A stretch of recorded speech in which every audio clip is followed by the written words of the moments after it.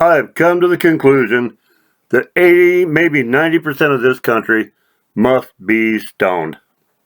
There's no other explanation for what's going on. It might be 80 to 90% of the general population, but we're talking maybe 99% of the media hosts, and I don't care which side they're on. Left, right, Democrat, Republican, conservative, liberal, progressive, whatever the hell you want to call these people, they're all full of it. Everybody is lying about this whole Biden thing. I can't believe that they're even trying to sell us this stuff. And what's really bothering me is if you go into social media or if you listen to people that call in on these different local and national shows, people are buying the narrative. The false narrative that's going on right now about Biden is just absurd. Of course the guy was nuts. Of course the guy had dementia.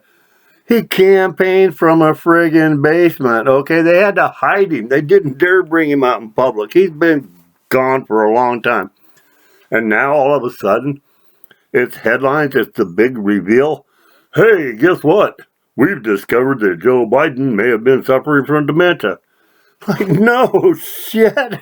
What do you think they had? We talked about it for 4 years, for the love of God. How in the hell is this a surprise now? How is this a news flash? Yeah, I know they say it was hidden. It wasn't hidden. It was lied about. There's a big difference. Okay, if you go to a golf course and a helicopter lands on the green when you're trying to drive down to it, right? Someone could stand next to you and say, that helicopter is not there. That doesn't mean they hid it, right? It's still there. It's making noise. It's blowing stuff around. You heard it. You saw it. Just because someone says it isn't real doesn't mean it's not there. We all knew the entire time. They knew when they were lying about it. Okay, Karine Jean-Pierre, my girl, the black lesbian that got the job as the White House spokesperson because she was a black lesbian and had no other qualifications. The girl with the big fat notebook she had to thumb through and figure out her greetings for the day from a page somebody wrote and handed to her. Of course we knew she was lying. She was saying that, oh, he's the hardest working guy in D.C. He does more before noon than most people do in a whole day. Well, I would believe that part. I mean, we got a bunch of lazy people in D.C. We know that. They're not there because they want to work their tails off. But come on, nobody believed Joe was running anything. We knew it. We discussed it. How is this a surprise now? What is this big reveal that's going on? It's disappointing because, like, for instance, Jesse Waters. He's been one of my favorites for a long time. He's more truthful, more down to earth, less bullshit than most of them. But even he is going along with it. They hid it from us. No, they didn't. Democrats lied about it. And the GOP, they had their own set of lies. Right down to GOP media. You know what they were telling us? Does anybody even remember? They said, oh, Soros is running everything. It depends upon which one of these goofballs you want to listen to. Mark Levin, Glenn Beck, Dan Bongino, who's proven to be a real disappointment now in his new job. Sean Hannity, Scamity. They all, at various times, they told us, Soros is running it all. Obama's running it. I even had people arguing with me telling me Hillary was running everything. For God's sakes. Come on, the Democrat Party threw her away so they could get Obama in the first place, okay? 2008, Hillary was thrown away and people think she's still a puppet master? I swear, some people there's no hope for them. If we had an intelligence test for voters, we would have a lot smaller percentage of voting, and we'd accomplish a lot more with our votes. Anyway, the GOP and their media lied to us at the same time the Democrats were lying to us. The Democrats were denying it. The GOP was making excuses. Both of them were ignoring the fact that democracy was stolen from us. It's bad enough what happened in the election in 2020. Everyone that believes the election was stolen believes that democracy was stolen from us at that point. That's a fact. However, say Biden didn't win with 180 million votes. Okay, give it any number. Say the guy really did win. But he gets in there and he's not running the office. Someone else is doing the job. Someone else is running the White House. That is stealing democracy. That means that we have unelected people. We talked about this constantly. My friends and I, the people in our organization, we talked about this. We've got unelected people in the shadows, standing behind the curtains, running things. America has a right to know. Why isn't that demanded? Why wasn't right-wing media demanding it? Instead of making up stupid stories about, oh, it's George Soros, he's doing everything. Bullshit. There's people with bigger money and a longer history than George Soros. He's a convenient target. Yes, he's a bad guy. Yes, he has some influence. Yes, he pays a few protesters here and there. But he wasn't the puppet master. Some of those same fools, the same right-wing fools were saying, it's Obama's third term. Obama's running everything. Come on. That idiot can't get out of bed before 9 o'clock in the morning. That was well known. He stays up playing video games and basketball till 1:30 in the morning, okay? The guy goes in with no experience. He hadn't even run an ice cream stand. That was well documented. Everyone knew that he was a puppet the whole time he was in. Suddenly, he's gone. Trump gets a term. And in that short length of time, people forget that Obama was incompetent. Suddenly, he's Lex Luthor, the grand poobah of the universe. The bad guy everyone has to worry about because he's so diabolical, wise, and evil. That he's the big villain. That doesn't happen, folks. And we tried to tell you. I tell you, it was so disappointing arguing with conservatives about this, because I've had to argue with conservatives as a constitutional patriot. I had to argue with conservatives my entire political life, which began when I volunteered for Reagan back in '79. I had to fight with them then because they wanted Daddy Bush.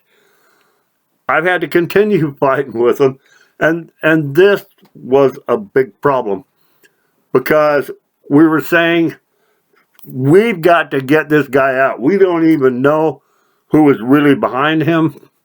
Biden is not the president. He's not performing the duties. If he's signing anything, he doesn't even know what he's signing. He had nothing to do with development of it. I don't know what else we could have done to try to warn everybody, but voices like ours can't compete with the nonsense that you're getting from the national media stars on both sides. They can with intelligent people. We can compete through the intelligent people, but we can't compete through the herd because the herds just absorb what they hear from media and nothing else. They don't think it through. They don't think for themselves. They don't parse the words of media. They just fall in line. The picture that you see here now, we started using this picture in the first year of Biden's term. We were saying, no, we are not under President Biden. What we've got is a committee. It's a committee of DC insiders. It's the globalists. It's the puppeteers, the same people that ran Obama. They're still there and they're running everything, and Biden doesn't even know what the hell they're doing. We've got government, White House by committee. We do not have an elected president. We're being run by unelected people. We had to fight conservatives who told us, no, It's Soros. It's Hillary. It's Obama. They fought us. And yet, even though they knew that it was not being run by the elected president, they still would not try to fix it. They would not try to get it thrown out. They would not try to fix it. They would not fight back. Why? Why were they willing to accept the fact that we were being run by unelected people? They call themselves conservatives. I don't know these people anymore. That's why I'm a constitutional patriot. I can't call it. I guess the one thing I do know for sure is after listening to right-wing media say for 4 years that it was Obama, that it was Hillary, that it was Soros, just like I keep saying. They went on with that for 4 years. And we argued it was a committee. A committee of insiders, of familiar names, and some of the people that just hide in the shadows, but it was not Biden. Now, all of a sudden, since Biden's out of office, they're saying, well, we're discovering that it was a committee. It was a group of D.C. insiders, Democrat activists. Like, no shit. We've been trying to tell you that for 4 years. But they hid it. They covered it up until it was too late to do anything about it. Now they're going back acting like there's some big discovery. Yeah, the discovery should be the fact that everybody now knows that both sides were covering it up. There's your big reveal. One of these frauds and cowards was doing the same damn thing. They were talking about it. They were refusing their duty of helping citizens be vigilant and aware of the constitutional situation we were really facing. Biden should have been removed. Conservatives should have forced him out. But I argued with these people. Again, here's another subject. I argued with them daily because these cowards that call themselves conservatives, maybe they are conservatives, but they're not constitutionalists. But these cowards would say, oh, we can't do that because then we get Harris. And if you tell them it doesn't matter, there has to be accountability. Biden has got to go. And the conservatives say, oh, you just want Harris. What are you, a bleeding heart liberal? These dumbasses. That was their response to everything. There has to be accountability. Time and time again, we'd engage in conversations, or I would write about it. I wrote about it a lot. It wouldn't matter if Harris was in there. Policy-wise, it would not matter because she would have the same puppet masters that Biden did, the same ones Obama had. Recently, I heard Newt Gingrich.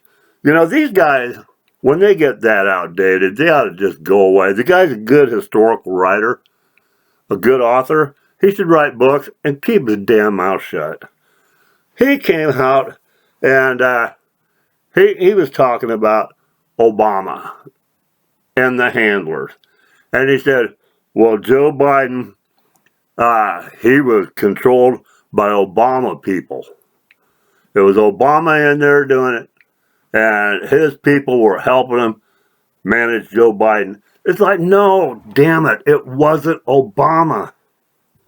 How do these people think that? Obama's off partied. Sure, he's playing around on the edges. He was never the superpower brains when he was in office. He sure as hell didn't become it now.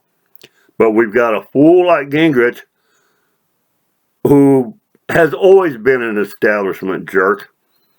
Whatever it takes to lie for the benefit of the party, the guy does it. He always has, and that's just the kind of problem that we all know we're confronting today. That's what the situation has become. But people believe that. People who don't think their way through anything. Yes, Valerie Jarrett's still involved. Yes, Susan Rice is still involved. Of course, they were puppeteers in contact with Obama. They weren't under his tutelage. They weren't learning from him. They weren't serving his whims. They were guiding the guy.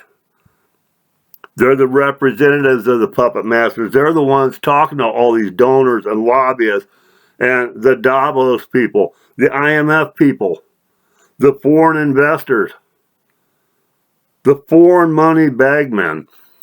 They're the ones that are in contact with all these people, this network of corruption that is global, that has been exposed by Doge. All of those different people, the people that are in contact with our ambassadors in the embassies of these countries, they're all talking to these people the whole time Biden was in office. People tell, oh, Biden, he did this, he did that. Obama's doing it. Bullshit. That was conservatives lying about the lies that the Democrats were telling us. Why would conservatives lie about it? Why would conservative media lie about it? Why would Republicans lie about it? First of all, there's two reasons. One, the Uniparty is real. It is. It just is. They're not going to blow up the game that they're all profiting from. And the second thing, there's no way that Republicans could expose it, bring in the Constitution, and tell us that the American people needed to take back their power of the vote, to take back the democracy that was stolen from us. They could not tell us to do that without them having to join the fight. And they're afraid to. They're not motivated to. There's nothing in their hearts that inspires them to. There is no patriotism that guides them. You know, foolishly, we've got people that believe conservatives are good constitutionalists and the left is all liberals.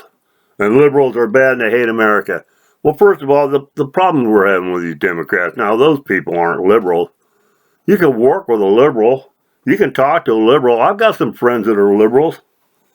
We don't agree on politics, but they're still decent people. Hardworking. Hell, I've got family members from the South that are some badass liberals. I've got a cousin that was in Desert Storm, got separated from his unit. He was an Army Ranger.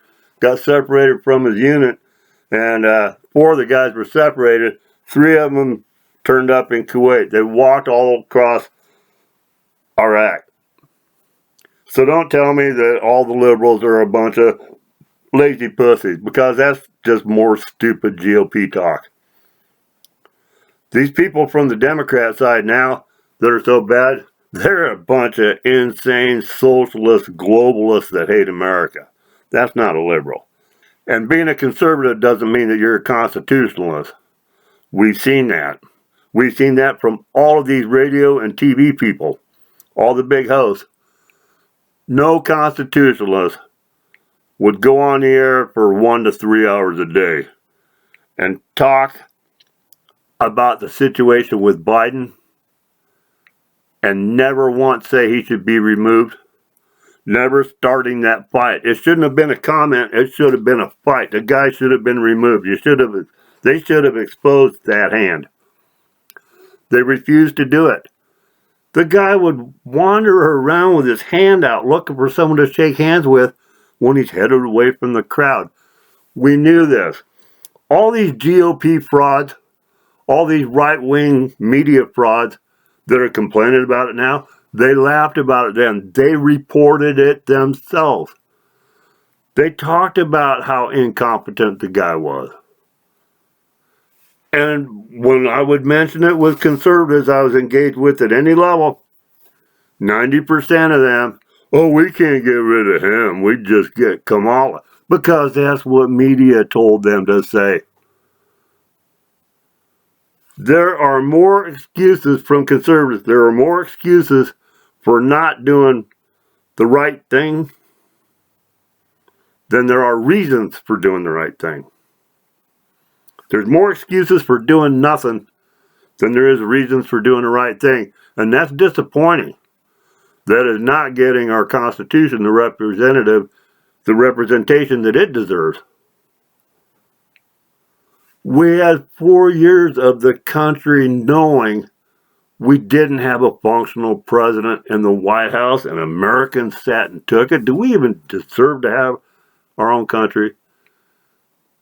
What would our founders do if they heard that? Why did both parties take it? There's only one reason. There's only one explanation. The Uniparty is real. They don't want to start blowing it up because when it does, it's going to blow back on them. It's the blowback that they fear. There's so much corruption so deeply ingrained in both sides. My friends, the Uniparty is real. The same people, the only cure for the Uniparty is to start a new party that blows them out, right? And that can be done, and that was what our founders said. But there is a lifetime of indoctrination of conservative media, starting late 80s with Rush Limbaugh is when it started getting bad, to where it was party first, Constitution second, which is the mantra of conservatives now. They'll talk about the Constitution, but when it comes to putting the Constitution ahead of the party, they don't do that anymore. They don't do that because it's party over everything, okay? There are 8 myths and lies that are used by the Democrats and Republicans both to prevent the formation of a new party. 8 myths and lies. That's the only reason we don't have a new party, is because they indoctrinated people who believe this. So we just sat and watched 4 years of not knowing who the hell was president while people pretended that this geriatric empty suit was actually doing it. But some awful things happened to our country while we don't even know who was president. And now these people want to come out and pretend that there's a big revelation. Why? Because George Clooney came out as a Democrat plant. Obviously, he was working as an activist. He says so he has to be honest. Well, if he was honest, he wouldn't have gone along with it in the first place. Everybody that went along with this lie, everybody in Congress that took an oath to uphold our Constitution, violated it daily through the presidency of a guy that they know was not serving, was not capable of serving, was not doing it. Every one of them violated their oath of office. You got to wrap the governors into that too. Where were the governors? They could have united against that. We have a right to know who the hell is running the country. For 4 years, conservatives fought us while the lefties lied to us. When conservatives weren't fighting us, they were lying to us. It's Soros. Oh, look what Biden did. He signed his bill. The lies never stop from either side. This is why we need a new party. We've got to break up this damn uniparty game. Because what just happened to America could have easily started World War III. It destroyed our economy. It destroyed the future of our children. There's kids been turning 18, starting families. And this is what the older generations are leaving them. 4 years of a country with just a figurehead puppet. And nobody cared enough to stop him. If that's the case, that tells me that the two parties that are currently trusted with care and management of our government are not doing their job. Neither one of them. Both of them need to go. Forget the 8 myths and lies. I'm going to do another episode. I hope you subscribe, and share this episode because this is all true. You got comments on this. I'd love to hear them because we've got to talk about this. There was no surprise. It was just lies. Everything about starting a new party, the 8 myths and lies, that's all bull. And everybody that you hear that is against it, everybody that wants to keep these two parties and just screw this for 4 years, they all use those 8 myths and lies. And every one of them can be discounted. I'm going to do another episode on that. Just those 8 myths and lies. Because once you see it, it's obvious. There are only 8, but 8 is enough to stop most people. This is dangerous that it shows the power of media, the power that media has over the minds and actions of most people, because there is no reason that patriots were not in the street demanding Biden be removed, except right-wing media kept throwing water on that fire. They would tell us, oh, then we get Kamala. Well, then you fight Kamala too, right?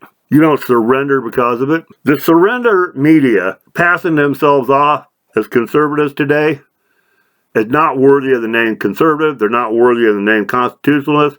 They don't deserve to be representing patriots. Not when they sit by and let the great lie happen. The lie of Biden being a president was bigger than the lies behind the election that they stole that put him in there. It was bigger than the lies about the background origins of Obama. And conservatives seem to be so inured to the fact they're being lied to, they just refuse to be active. It's because there's no leadership. That's where the media is failing them. That's why the freedom of press was guaranteed protected under our Constitution, was so that vigilant media would stay attuned to the situation and inform the public when the Constitution is being violated and what should be done about it. That is the duty of media, not to support these parties, not to guarantee the continuation and protection of the Uniparty, but that's what they do today. We've got Republican media, we got Democrat media. They have so much in common, except for some key issues. But maintaining the power and protecting the DC elites, the bigger things like that, that's where they unite. And that's how we had an empty head as a president for 4 years, as God only knows who ran the country in the shadows, and nobody did a damn thing about it. Now they're telling us it was a surprise. No. The only surprise is there's people that actually believe it when they hear that. Any thoughts, questions you've got? If there's another subject you want covered, I appreciate you guys listening. We will always talk about what they don't say. That's what we're here for. We're going to do it again. We will get into this about the 8 myths and lies about a new party, because we've got to do it. It's what our founders said. Of course, none of them will say anything about that either. They won't tell the truth. We're going to. Meanwhile, tell me if you were surprised. Did you know Biden had dementia? Did they fool you? Did you really believe that crap? Or were you lied to by both sides? There is no way anyone can say either side did their job in those dangerous times. Neither side honored their oaths of office. Neither side upheld our Constitution when it mattered for 4 years. And now they try to act like they didn't know what was going on when we all did. We always have the government we deserve. That's what it means to be American. We got to work a little harder, my friends. We got to get these problems out of the way. I pray that we get it right. And maybe God will continue to bless this great country of ours. Thanks for listening.